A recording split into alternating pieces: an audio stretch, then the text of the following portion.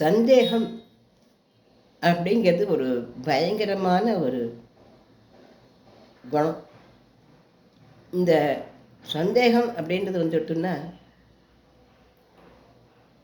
சந்தேக கோடு சந்தோஷ கேடு. சந்தோஷமே அங்கே இருக்காது. ஆனால் சில இடங்களில் சந்தேகங்கள்ன்றது இருக்கிற சமயத்தில் அந்த குடும்பங்கள் கஷ்டப்படுறத நம்மளாம் பார்க்குறோம் இல்லையா? இந்த சந்தேகங்களெல்லாம் நீங்கி அந்த குடும்பங்களாக ஒத்துமையாக மனசு சந்தோஷத்தோடு வாழறதுக்கு ஒரு ஸ்லோகம் இருக்குது. என்னிடத்துல ஜாதகம் கேட்க வரவளே கணவனை மனைவியை கணவனும்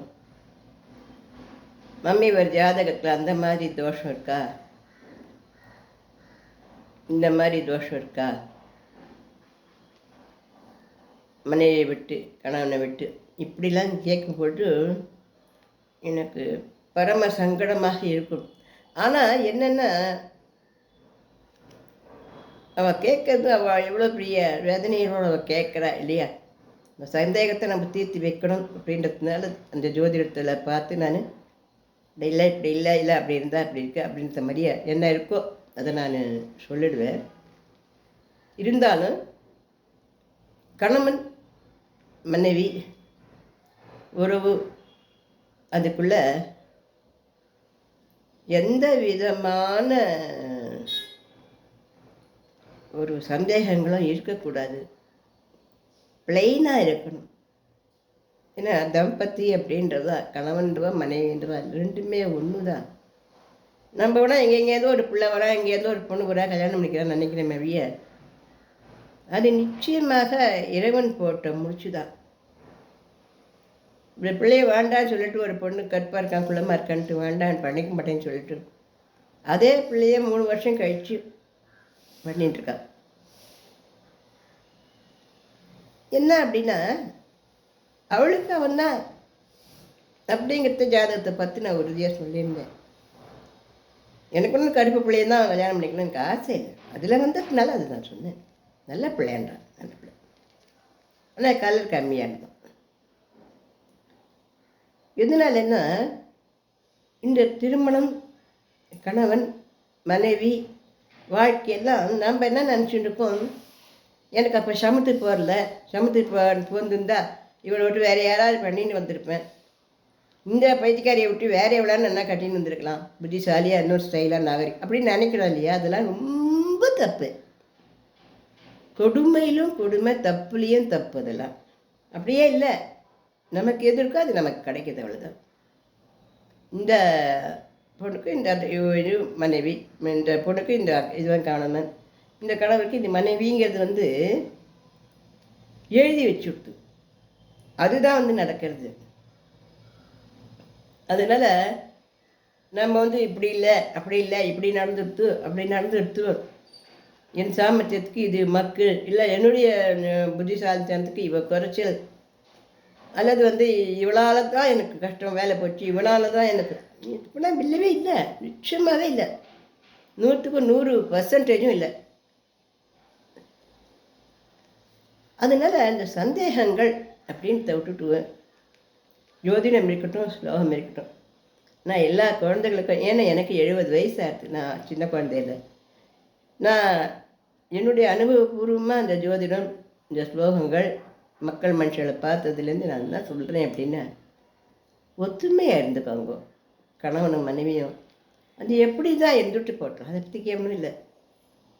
எப்படி இருந்தாலும் நம்மளுடைய அன்புனாலையும் நம்மளுடைய பாசத்தினாலையும் நம்ம நடந்துக்கிற விதத்தினாலையும் அந்த எதிர் சைடு நிச்சயமாக மாற்றி நமக்கு ஏற்ற அளவு நம்மளால் மாற்றி வச்சுக்க முடியும், சரியாக்கிட முடியும்.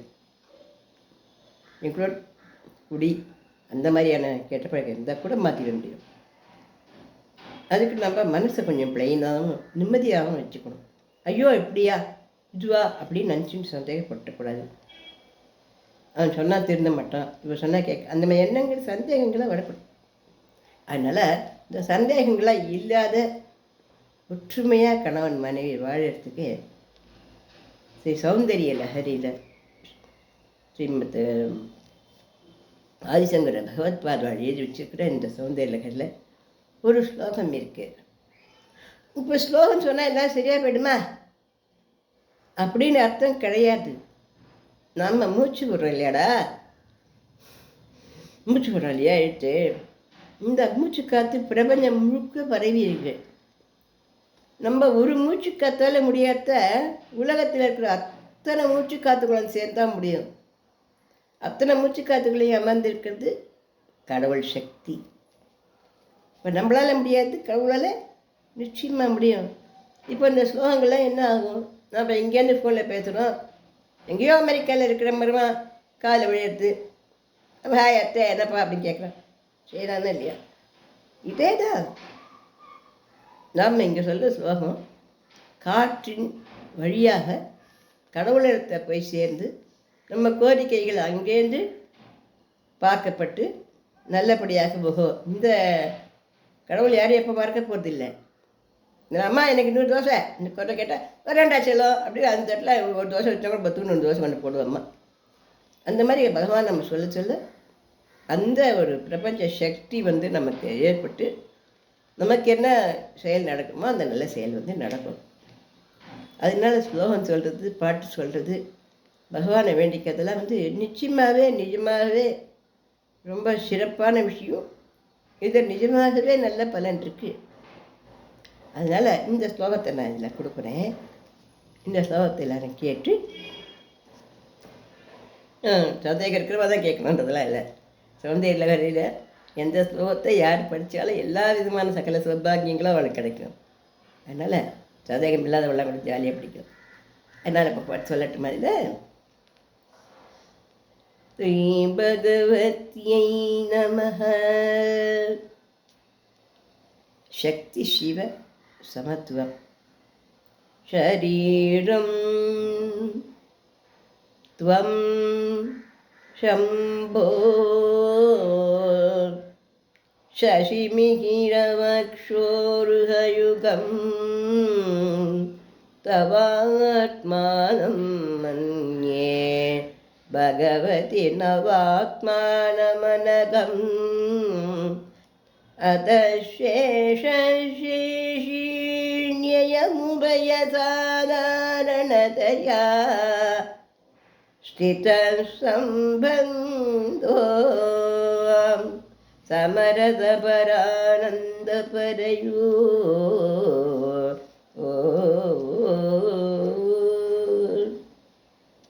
இந்த ஸ்லோகத்தை 45 நாட்கள் சொல்லுவோம். இந்த ஸ்லோகத்துக்கு இது மட்டும் பலன் இல்லை. ஆஸ்துமா அப்படிங்கிற நோய்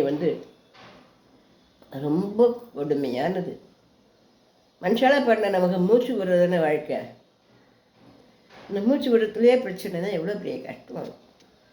அதனால் அந்த ஆஸ்துமான்ற கொடிய நோய் நீங்கும், நல்லா குணமாகும். சில பேருக்கு ஜலோதரம்னு ஒரு நோய், வயிறு படுக்கு உப்பிண்டே போயிடும், ஒன்றுமே சாப்பிடாமையே. அது ஒரு நோயின்னு தான் சொல்கிறது. அது தீரவே தீராத செடி, எப்போ பாதி செடி, தலைவலி, கண்ணு வலி, இந்த மாதிரி கட்டப்படுவா. அப்புறம் சீத்தள ஜுரம், குளிர்ந்து ஜுரம் வருது இல்லையா, அந்த மாதிரி ஜுரம் வருது. இந்த நோய்களெல்லாம் நீங்கும். தண்ணியினால் வரக்கூடிய ரோகங்களும் நீங்கும். தண்ணி ஏற்றுக்கிறது, உடம்புல கால் வீங்கிக்கிறது, கை வீங்கிக்கிறது, முட்டி வீங்கிக்கிறது, மூஞ்சி வீங்கிக்கிறது, இப்படி இந்த யூரினரி இன்ஃபெக்ஷன், யூரின் போக முடியல, அல்லது யூரினில் ப்ரோட்டீன் வழியாக போகுது, இப்படிலாம் நிறைய அந்த தண்ணி உடம்புல தண்ணி சம்பந்தமான பிரச்சனைகள் இருக்கு இல்லையா, அத்தனையும் நீங்கும், சரியாக்கும் இந்த ஸ்லோகம். இதுக்கு என்ன அந்த அம்பாளுக்கு நிவேதனம் அப்படின்னா, நெய்யில் மிளகை பொடி பண்ணி பொரித்து வைக்கணும், பக்கத்தில் தேன் வைக்கணும். நெய்யில் மிளகை பொடி பண்ணி பொரித்து வைக்கணும், பக்கத்தில் தேன் வைக்கணும். இதுதான் நிவேதனம். 45 நாட்கள் இந்த ஸ்லோகத்தை சொல்லி அந்த நிவேதனத்தை அம்பாளுக்கு பிரசாதமாக பண்ணிட்டு அதை சாப்பிட்டுன்னு வந்தாக்க குடும்பங்களில் எந்த விதமான சந்தேகத்தினால பிரிவினைகள் கஷ்டங்கள் மனசு கஷ்டங்களாக இருந்தாலும் எல்லாம் நீங்கும், நிச்சயமாக நீங்கும். நோய் நொடிகள் இருந்தாலும் அதுவும் நீங்கும். ரொம்ப மகிழ்ச்சியாக இருக்கிறதுக்கு நம்முடைய முன்னோர்கள் தான் நமக்கு, நம்ம ஆதிசங்கராச்சாரியர், ராமானுஜர், இன்னும் இப்படிப்பட்ட தலைவர்கள்லாம் நமக்கு நிறைய கொடுத்துட்டு போயிருக்கா. நம்ம ஒன்றும் அம்போன்னு இங்கே உட்காந்து வச்சுட்டு எல்லோரும் போல நமக்கு நிறைய கொடுத்துருக்கா. அதனால் இதெல்லாம் நம்ம சொல்லி சந்தோஷமாக இருப்போமா. இந்த பதிவு படிச்சுருந்தா லைக் பண்ணுங்க, ஷேர் பண்ணுங்க, சப்ஸ்கிரிப்ஷன் கொடுங்க. நீங்களாம் எக்கச்சக்கமாக சப்ஸ்கிரிப்ஷன்லாம் கொடுக்குறங்கோ. ஆனால் ஒரு சில சகோதர சகோதரிகள் பார்க்குறங்கோ, சப்ஸ்கிரிப்ஷன் கொடுக்கறதுக்கு மறந்து போகிறங்கோ. அதனால் எல்லா சப்ஸ்கிரிப்ஷன் கொடுத்தாங்களா இன்னும் நிறைய சப்ஸ்கிரிப்ஷன்ஸ்லாம் வரும். அது மகிழ்ச்சியாக இருக்குல்ல, எனக்கு என்ன உற்சாகமாக இருக்கும். ஏன்னா நானும் உங்களோட சகோதரி தானே ஐயா.